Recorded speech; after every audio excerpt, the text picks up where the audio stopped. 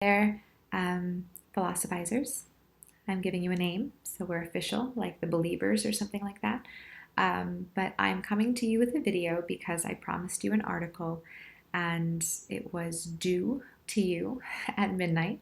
And when midnight Eastern Standard Time rolled around and it wasn't done, I thought, well, I can push this back to midnight Pacific Standard Time, which would be 3 o'clock here. It's now 4:14 a.m.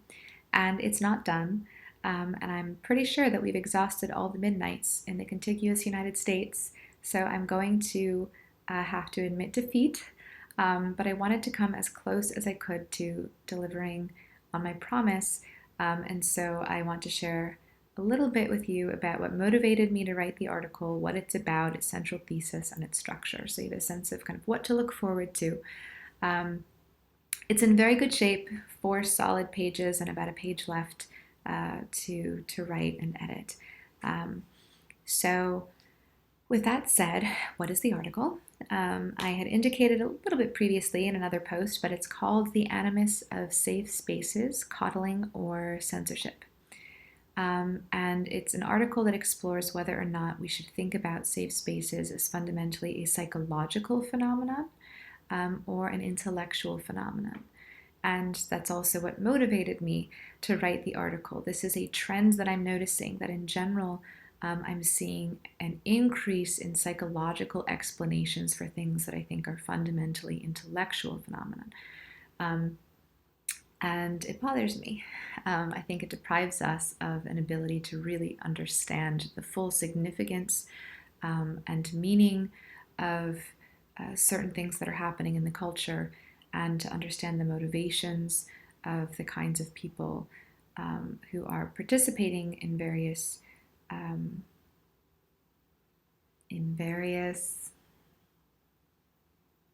movements.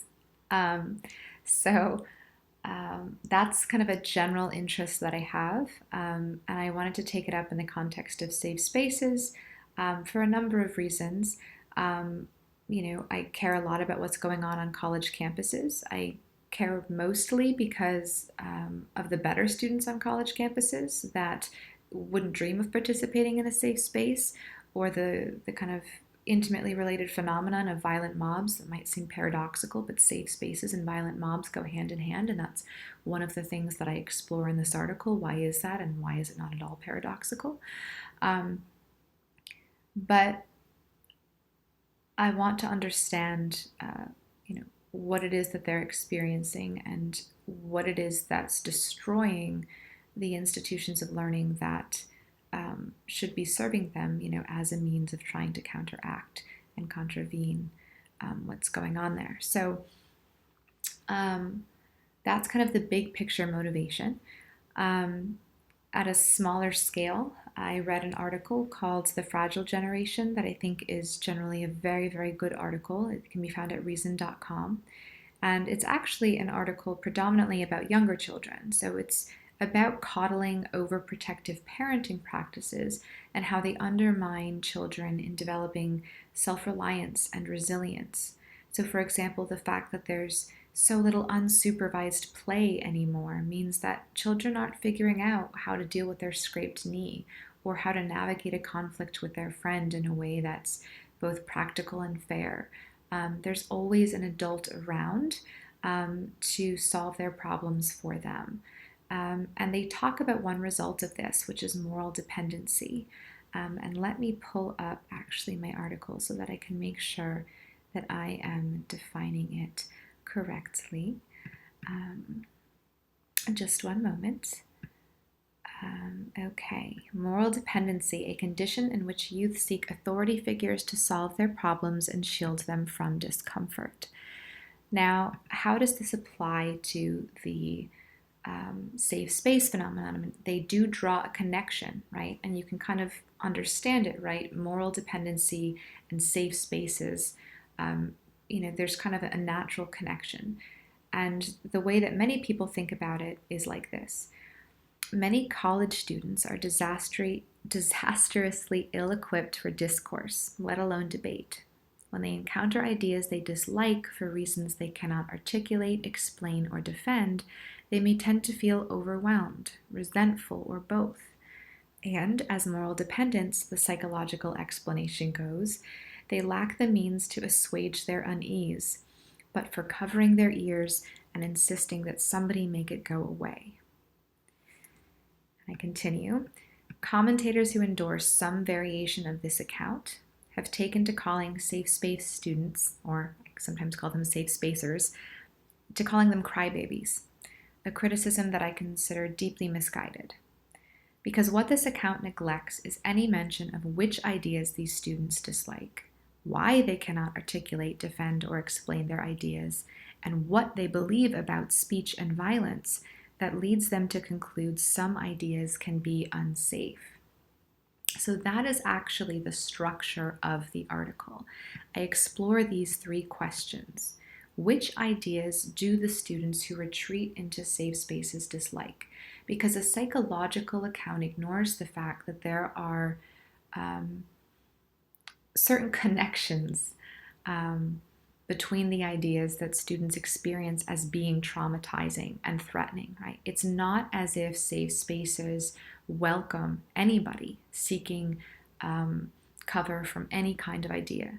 There is actually an ideological bent to the safe space phenomenon that needs exploring. We have to understand that, and the psychological account completely ignores any kind of ideological bent. And the way I think about it is this: anybody can cover their ears and go la la la, right? And we might think about that as a crude analogy for what's going on in safe spaces. Right, that's a bipartisan activity. Anybody can seek shelter, anybody can run away, but safe spaces, right, they are a decidedly ideological phenomenon. There are only people on certain sides of the political spectrum that are allowed to and would want to use these. We need to understand that to understand the safe space phenomenon. Then there's the question of why these students can't articulate, explain, or defend their ideas, right? And I think, one of the most important points that I make in this article, it's not only that they can't, it's that they actually don't believe that they should have to. And that is something we explore really, sometimes I say we when I mean I, but that I explore at length in this article. Why is that? They genuinely believe that they should not have to, and there's a deeply significant intellectual reason for this. It's not just, that they're entitled little crybabies who think that everybody should agree with them, or at least it's a more sophisticated version of that, and it's important that we understand this issue at an intellectual level. But there's also the issue of why it is they can't, because even if they wanted to, right, these students actually do not have the means to engage in discourse, right? The only means that they have available to them, the way that they are, it's safe spaces on the one hand and violent mobs on the other. We draw a connection between these two phenomena. And the last issue that we turn to is what their beliefs are about speech and violence, such that they could call an idea unsafe, such that they actually believe that some ideas are oppressive. And this explains why they don't feel the need to answer them, right? You don't answer a fist with an argument. And so we get deep inside of this question of their beliefs about speech and violence. And then ultimately we conclude with a little bit of an indication of what would be necessary to turn this thing around, with this deeper understanding of what's actually motivating safe spaces and the twin phenomenon of violent mobs. So I hope that kind of sustains your interest a little bit. I apologize that I've been looking all around my screen because I'm looking for different pieces of information from the article. But in any event, I hope you have a wonderful rest of your day, and I hope that I will have my completed article to you by midnight on Friday. That is my goal, and I look forward to making it. All right, thank you so much. Good night or good morning.